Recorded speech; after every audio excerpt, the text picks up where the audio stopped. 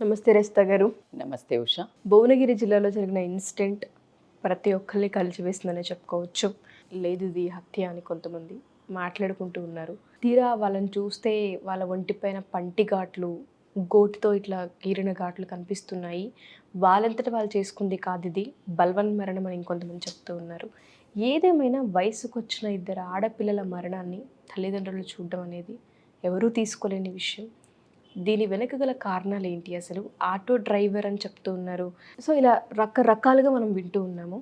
అసలు భవ్యశ్రీ దాంతోపాటు వైష్ణవికి సంబంధించి ఏం మాట్లాడొచ్చు అంటాం? గజం కేవలం 26,000 రూపాయలతో 165 గజాల భూమి కేవలం 52 లక్షలు మాత్రమే. ఏం మాట్లాడొచ్చు అంటే, నిన్నే ఏదో నేను ఒక వీడియో చూస్తుంటే ఎయిర్పోర్ట్లో రామ్ రామ్ రామ్ అని ఒక మంచి పాట పాడుతూ ఉండినారు లేడీస్ అందరూ. అంటే అక్కడికి వెళ్తున్నారట. సో నాకు ఒక్కసారి ఎందుకో ఏంటో ఆ రాముడిది అయినప్పటి నుంచి రామరాజ్యం వచ్చేసింది అని ఒక మంచి ఫీల్. అంటే తెలియకుండా ఏదైనా ఒక అమెండ్మెంట్ పాస్ చేస్తే, ఏదైనా ఒక ఏదైనా ఒకటి పాస్ చేయగానే మనకు ఒకలాంటి ధైర్యం, అది మనము అందుకున్నా లేకున్నా ఒకలాంటి ధైర్యం. అలా ఆ రాముడు వచ్చాక నిజంగా ఒకలాంటి ఆ ఫీల్ అయితే ఉంది. ఎందుకో రాముడు మనతోటే ఉన్నాడు. అలా రామరాజ్యం అంటే ఏంటి? రాముడు is not a one culture, అంటే ఒక రిలీజియన్కి సంబంధించిన దేవుడైతే కాదు. ఎందుకు అంటే అతన్ని వ్యక్తిగా వచ్చి ఎలా ధర్మం కాపాడాలని నేర్పి వెళ్ళింది, పాపం అంతమవుతుంది అని. అక్కడ కూడా చూడండి, సీత మీద కన్ను వేస్తే ఏం జరిగింది అని అనుకుంటే, మరి ఈ కలియుగంలో ఎప్పుడు ఈ కథలకు, ఇప్పుడు ఇలాంటి వికృతమైన చేష్టలకు, ఇలాంటి భయంకరమైన బలవన్ మరణం అనుకోండి, దానికి ఏంటి రీజన్స్ అని మనం మాట్లాడితే కనుక ఏదన్నా కానివ్వండి, ఎప్పుడు ఎండ్ అనేది అయితే అర్థం అవ్వట్లే. ఏదెట్లయినా ఆడపిల్లల పెళ్లి చేసుకున్న వాళ్ళని చూసిన హత్యలు, ఆత్మహత్యలు, రేపులు, ఇవి రోజువారీ న్యూస్ లాగా వినడము బాధనైతే కలిగిస్తుంది. నేను ఎప్పుడు చెప్తుంటాను, ఏం చెయ్యలేము అన్న బాధ నాకు ఇంకా ఎక్కువ అనిపిస్తుంది. ఇప్పుడు ఆ తల్లిదండ్రులు కన్నీరుకు మున్నీరు ఏడుస్తున్నారు అంటే మీరు ఒక్కసారి గమనించండి. వాళ్ళు ఏదో ఎస్సీకి సంబంధించిన ఒక గురుకుల హాస్టల్లో వేశారు. వాళ్ళు చాలా నార్మల్కి బిలో ఉన్న పావర్టీలో ఉన్న వాళ్ళు కూడా తన ఆడపిల్లలైనా, మీరు అక్కడ పాయింట్స్ గమనించండి, వాళ్ళు కష్టపడుతూ వరంగల్ వాస్తవ్యులైనా కానీ హైదరాబాద్లో ఏదో కష్టం చేసుకుంటూ పిల్లలకు ఒక మంచి ఫుడ్, అంటే గవర్నమెంట్ హాస్టల్లో వేస్తే కనుక వాళ్ళకు ఒక మంచి ఫుడ్ దొరుకుతుంది, ఉండడానికి వసతి దొరుకుతుంది, ఇక్కడ వీళ్ళు పనికి పోతే వీళ్ళకి రక్షణ ఉండదు అనే ఉద్దేశంతో ఆడపిల్లలకు చదువు నేర్పిస్తే మాలాంటి బతుకులు కావు అన్న ఉద్దేశంతో వాళ్ళను హాస్టల్లో 3వ తరగతి నుంచి జాయిన్ చేశారు. 3వ తరగతి అంటే మీరు ఆలోచించండి, 6, 7 చిన్న పిల్లలు. అప్పటి నుంచి తల్లిదండ్రులకు దూరం ఉంటూ చదువుకుంటారు కదా, గుప్పడ తిండి సరిగ్గా దొరుకుతుంది నా కూతుర్లకని జాయిన్ చేస్తే, ఆ జాయిన్ చేసిన ఏదైతే మనం ఏమంటాం పాఠశాలను, ఎవరు చెప్పాలన్నా పాఠశాల ఒక గుడి లాంటిది, దేవాలయం అని చెప్పుకుంటాం. ఎందుకంటే అందులో నుంచి టీచర్స్ని ఎలా కొలుస్తారు అంటే ఖచ్చితంగా వాళ్ళని దేవుళ్ళతో సమానం. అంటే రాత భగవంతుడు జీవితాన్ని ఇచ్చి కిందికి పంపిస్తే నీ రాత, అంటే నీ చదువుతో నీ రాత ఎలా ముందుకు పయనించాలని దిద్దే వాళ్ళు ఎవరు? ఉపాధ్యాయులు. సో అలాంటి అద్భుతమైన బడిని కూడా ఇలా కీచక పర్వంలాగా చేయడం జరుగుతుంది. ఎక్కడ చూసినా మనం చాలా విన్నాం ఈ మధ్య కూడా న్యూస్లో, ఇంకెక్కడో రీసెంట్గా కూడా జరిగింది. సో ఇందులో అంటే వీళ్ళ మీద ఏమీ కాదులే, ఎవరు ఏమనర్లే, అంటే తక్కువ వాళ్ళేమో అన్నంత అరాచకం అయితే జరిగిందని మనకు ఓవరాల్ న్యూస్ల వల్ల తెలవడం జరుగుతుంది, నాకు అర్థమైనంత వరకు. 2 యాంగిల్స్లో తీసుకునే ముందు కొంచెం కట్ షార్ట్గా ఈ స్టోరీని, జరిగిన సంఘటన మనం చెప్పుకుంటే గనక, 2 అమ్మాయిలు 10వ తరగతి చదువుతున్నారు. ఇప్పుడు 15 ఏళ్ల వయస్సు. భవ్యశ్రీ కానివ్వండి, మీరు వైష్ణవిని కానివ్వండి, వాళ్ళిద్దరు 3rd క్లాస్ నుంచి ఈ స్కూల్లో చదవటం జరుగుతుంది. వాళ్ళకి హాస్టల్ వేరే దగ్గర ఉంటుంది, స్కూల్ వేరే దగ్గర ఉంటుంది. సో హాస్టల్ నుంచి స్కూల్కి వీళ్ళని ఒక ఆటోలో నుంచి ఒక అబ్బాయి తీసుకొస్తూ ఉంటాడు, ఒకటే మనిషి, ఆ ఊర్లో భువనగిరి నుంచి. ఒకే వ్యక్తి రావటం వల్ల ఆ వ్యక్తికి వీళ్ళ గురించి కానివ్వండి, వాడి చేష్టలు కానివ్వండి మీద పడ్డం జరుగుతుంది కదా. రోజు చూసి, ఇప్పుడు ఆఫీసుల్లో కూడా రోజు చూసుకుంటే ఏదో ఒకటి జరుగుతుంది అని ఎలా మాట్లాడుకుంటున్నాం అలాగే. సో వీళ్ళు ఎప్పుడైతే ఇలా తిరుగుతూ వస్తూ ఉన్నారు. ఆ సంఘటన జస్ట్ నేను షార్ట్ చేస్తే, చనిపోయారు అని మనకి శనివారం రాత్రి వీళ్ళని ఎప్పుడైతే భోజనానికి రమ్మని హాస్టల్ వార్డెన్ వాళ్ళు పిలవడం జరిగితే 8:00 వీళ్ళకి భోజనం ఉంటుందంట. 8:00 వరకు రాకపోయేసరికి మిగతా విద్యార్థులు వెళ్ళి చూడంగానే 2 ఫ్యాన్లకి ఒకే రూమ్మేట్స్ అయిన ఈ 2 అమ్మాయిలు వేలాడటం చూసి మిగతా పిల్లలు భయాందోళనకు గురవటం జరిగింది. సో వెంటనే వాళ్ళను దించి, సరే మిగతా ఏదైతే వాళ్ళిచ్చిన వాంగ్మూలం ఏంటి అనంటే, నేను ఒకసారి మీకు చదివి వినిపిస్తాను. మేము వెళ్ళిపోతున్నందుకు అందరూ మమ్మల్ని క్షమించండి. మేము చెయ్యని తప్పుకు అందరూ మమ్మల్ని అంటుంటే మేము ఆ మాటలు తీసుకోలేకపోతున్నాము. మమ్మల్ని మా శైలజ మేడం తప్ప ఎవ్వరూ నమ్మలేదు. మా బాధ ఎవరికి చెప్పుకోలేక వెళ్ళిపోతున్నాము. మా శైలజ మేడంని ఎవ్వరూ అనడానికి వీల్లేదు. మా అమ్మ వాళ్ళ కంటే మమ్మల్ని ఎక్కువగా చూసుకున్నారు. Sorry madam. మా ఆఖరి కోరిక మేము చనిపోయాక మా ఇద్దరిని ఒకే దగ్గర సమాధి చెయ్యండి ప్లీజ్. ఇట్లు కే భవ్య, జీ వైష్ణవి. కానీ మళ్ళా చివరికి మా మేడంని ఒక్క మాట కూడా అనకండి ప్లీజ్.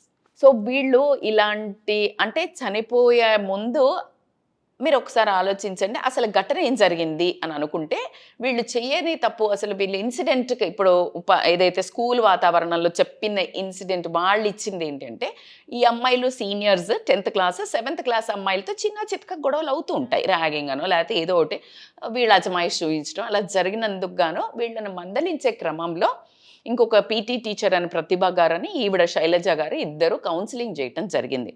ఆ కౌన్సిలింగ్ అయిన తర్వాత గంటల్లోనే వీళ్ళిద్దరు సూసైడ్ చేసుకున్నారు అనేది వార్త వీళ్ళిచ్చింది. సో అది కట్ చేస్తే వీళ్ళను పోస్ట్ మార్టంకి హాస్పిటల్కి తీసుకెళ్ళిన తర్వాత వాళ్ళ అమ్మా నాన్న వాళ్ళకి వచ్చి ఇంకా లబోదిబోం అని ఏడుస్తూ వాళ్ళు చెప్పిన నిజాలు వింటే మీరు మాత్రం ఇప్పుడు మీరు చెప్పినట్టు నాకైతే ఒళ్ళు జల్దరించింది. నిజంగా కూడా నేను పిల్లలేంటి ఇది చిన్న వీడియో విని నేను అప్పటికే అనుకుంటున్నాను, ఈ పిల్లల్ని ఎంత కౌన్సిలింగ్లు స్కూల్లో చేయాలి, వీళ్ళకి ఎదుర్కొనే సమస్య ఇవ్వాలి, ఏమో ఇలా నేను ఎంతో అనుకుంటున్నాను వినుకుంటూ.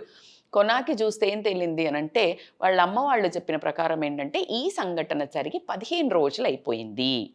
ఇది ఈ అమ్మాయిలతో గొడవ పట్టడం ఈ చిన్నగా అదంతా అల్లరి 15 రోజుల క్రితమే అయిపోయింది. అయిన తర్వాత ఈ రోజుకి ఏంటి అనేది క్వశ్చన్ మార్క్. సెకండ్ వచ్చేసి, ఒకవేళ కౌన్సిలింగ్ చేశారే అనుకుందాం, కానీ వీళ్ళ అమ్మ వాళ్ళకి తెలిసింది ఏంటి అంటే, జనరల్గా ఇంతకు ముందు నుంచి అక్కడ ఒక బ్యాడ్ రిమార్క్ ఉన్నది ఏంటి అని అంటే, ఈ వంట వాళ్ళు ఎవరైతే ఉంటారో, మగవాళ్ళు కూడా ఉంటారు కదా, వాళ్ళను కలవడానికి ఈ ఆటో వాళ్ళు ఎవరైతే ఉన్నారో ఊరికే రావడం జరుగుతుంటుందంట. ఎప్పుడు మీరు చెప్తే నిజంగా షాక్ అవుతారు. అంటే మన సిస్టమ్ ఎంత దరిద్రంగా ఉంది అనేది అర్థమవుతుంది మీకు. అర్ధరాత్రి పూట వస్తారంట ఆటో వాళ్ళు. అర్ధరాత్రి పూట ఎలా వస్తారో మీరు ఊహించుకోండి.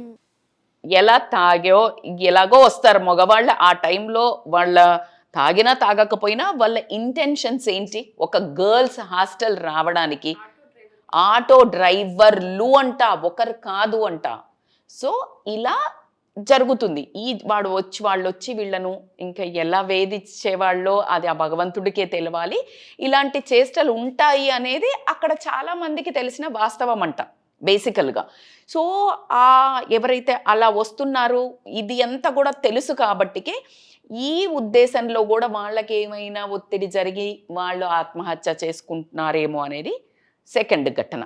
థర్డ్ ఏంటి అంటే, ఈ అమ్మాయిలిద్దరూ కొంచెం రెవల్యూషనరీ టైపు, అంటే కొంచెం స్ట్రాంగ్ మైండెడ్ ఉంటారు కదా కొంతమంది అమ్మాయిలు. ఏదైనా అరాచకం వచ్చినా ఏమైనా వచ్చినా కాస్త నిలదీసే తత్వం.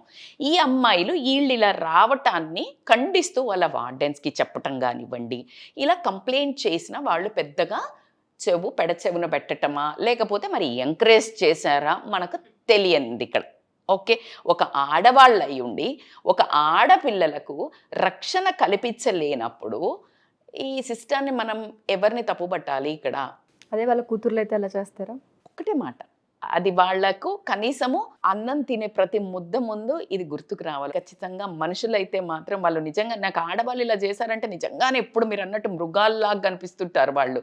సో అట్లా జరిగింది. అండ్ ఇంకొకటి ఏంటి అంటే ఉషా, వాళ్ళు చనిపోవాలి బలవన్మరణం చేసుకునే అంత వీక్ మైండెడ్ అయితే కాదు అనేది వాళ్ళ అమ్మ వాళ్ళ టాపిక్. నాకు కూడా అలాగే అనిపిస్తుంది. ఎందుకంటే ఆ అమ్మాయి ఒక 10 రోజుల ముందు వాళ్ళ అమ్మ వాళ్ళకి 15 రోజుల ముందు భవ్యశ్రీ వాళ్ళ అమ్మ కాల్ చేసి అమ్మ నాకు ఇక్కడ ఉండబుద్ధి అవుతలేదు, నేను ఇంటికి వచ్చి రాస్తాను ఎగ్జామ్స్ ప్రిపేర్ అయ్యి అన్నదంట. కానీ ఇంటికి వస్తే మళ్ళీ ఇంకా లాస్ట్ మినిట్ కదా, ఎవరమైనా పిల్లలు హాస్టల్ నుంచి వచ్చేస్తా అంటే ఏమంటాం, ఎగ్జామ్ రాసిరా తల్లి ఇంకో 10 రోజులే కదరా అని చెప్తాం. సేమ్ అలాగే చెప్పటం జరిగింది. ఇంకా ఒక భయంకరమైనది ఏంటంటే వైష్ణవి వాళ్ళ నాన్న బాధ అంతా ఇంత కాదు. ఆ వైష్ణవికి తల్లి తమ్ముడో అన్ననో అంటే ఎవరో వాళ్ళిద్దరూ లేరట, చనిపోయారట. ఉన్న ఒక్క కూతురు కోసం ఈయన కష్టపడి ఈ కూతురే నాకు ఆధారము, ఒక అంటే బ్రతకటానికి ఒక ఇది రీజన్ అని బ్రతుకుతుంటే ఈ రోజు ఆ అమ్మాయి లేదు. ఎంత అంటే వాళ్ళిద్దరూ చనిపోయారు అని అనుకునే టైంకి మనకు పోస్ట్ మార్టం రిపోర్ట్స్ ఏమొచ్చాయంటే, post mortem reports I think ఇంకా రిలీజ్ కాలేదు, బట్ మనుషుల మీద ఉన్న మార్క్స్ని చూస్తే ఏ నార్మల్ మనుషులు కూడా చెప్తారబ్బా గోర్లవి మెడ దగ్గర కానివ్వండి, చెస్ట్లో పంటివి ఇవన్నీ గుర్తులు ఉన్నాయని చెప్తున్నారు. ఇలాంటివి చూసినప్పుడే మన న్యాయస్థానం కానీ మన రాజ్యాంగాన్ని తిరగ రాయాల్సిందే. అప్పుడు రాసినవి ఎప్పుడో ఒక శిక్ష లేకపోతే వాడి వినడము వాడిని జైల్లో వెయ్యటము చేస్తున్నారు కాబట్టికనే వాడికి ఒంటి మీద సోయి లేకపోతుంది. అలాగే ఎవడైతే అలా పంటి ఘాట్లు ఇవన్నీ పడేటట్టు ఎలా చేశారో వాళ్ళని అట్లాగే అదే ప్లేస్లో ఎట్లా అయితే దుబాయ్లో ఇరాక్లో ఇలాంటివి చేస్తారో షూట్ అండ్ సైట్ ఆర్డర్స్ ఇచ్చినట్టయితే కనీసము ఎక్కడో ఒక భయం అయితే కలగాలి. ఆ భయం లేనితనమే ఇది. సో దీనికి ఏ రకంగా మన పోలీసులు ఖచ్చితంగా నాకైతే బాగా నమ్మకం ఉంది. ఎందుకంటే అద్భుతంగా ఛేదిస్తున్నారు. ఈ మధ్య మనం చాలా చూస్తున్నాము, వాళ్ళు cyber has become so much టెక్నాలజికల్గా బాగా ఇంప్రూవ్ అయింది. బట్ అవ్వకుండా చూసుకోవాల్సిన సిస్టమ్ వస్తే బాగుండు అని. అయిన తర్వాత ఛేదిస్తారు, శోధిస్తారు, వాళ్ళని ఏమైనా చేస్తారు. పిల్లలు ఎక్కడి నుంచి రావాలి? వాళ్ళిద్దరు రాసిన ఒకే సమాధిలో పెట్టండి అంటే వాళ్ళు 3rd క్లాస్ నుంచి కలిసి పెరిగారు కదా, సో సొంత సిబ్లింగ్స్ కంటే ఉండడం జరిగింది. ఇంకా అనుమానాలు కూడా వ్యక్తం చేయడం జరుగుతుంది. రిపోర్టర్లు కానీ వాళ్ళ అమ్మ వాళ్ళు కానీ ఆ నోటు కూడా వాళ్ళు రాయలేదు అనేది జరుగుతోంది. ఒకటి బెదిరించి రాయించుండొచ్చు, ఎందుకు అంటే ఆ శైలజ అనే వార్డెన్ మీద పోతుంది అని అనుకొని పదే పదే ఆమె మంచిది అని మెన్షన్ చేయించడంలోనే ఇక్కడ లొసుగు కనిపిస్తుంది. సెకండరీ, మీరు ఒక్కసారి గమనించండి, అసలు మెయిన్ మూల స్తంభము ఆ హాస్టల్కి ఎవరు? Warden. When warden is with her అసలు వాళ్ళు చనిపోవాల్సిన అవసరం ఉండదు. సింపుల్. అసలు మెయిన్ ఒక మూల, ఇప్పుడు మన ఇంట్లో మన అమ్మో నానో మనం ఏదైనా తప్పు చేస్తే నమ్మలేదనుకో అసలు ఎంత బాధ వేస్తుంది చెప్పండి. అదే అమ్మా నాన్న నమ్మిన తర్వాత ఎవడేమనుకుంటే ఏంటి? లేదు, భర్తే నిన్ను విశ్వసించాడు అనుకో, ట్రస్ట్ ఉందనుకో, do you care about others? Damn care. When warden అంటే అట్లాంటి హాస్టల్స్లో she will be the like boss almost, ఇంక అంతే, దాంట్లో ఇంకెటువంటి డౌట్ లేదు. హాస్టల్లో వార్డెన్ ఈజ్ ద కింగ్ అక్కడ. అసలు ఆమంత సపోర్ట్ నమ్మినాక, అంత అమ్మలాగా ప్రేమ చేసినాక చచ్చిపోతారు ఎక్కువ అన్నమాట.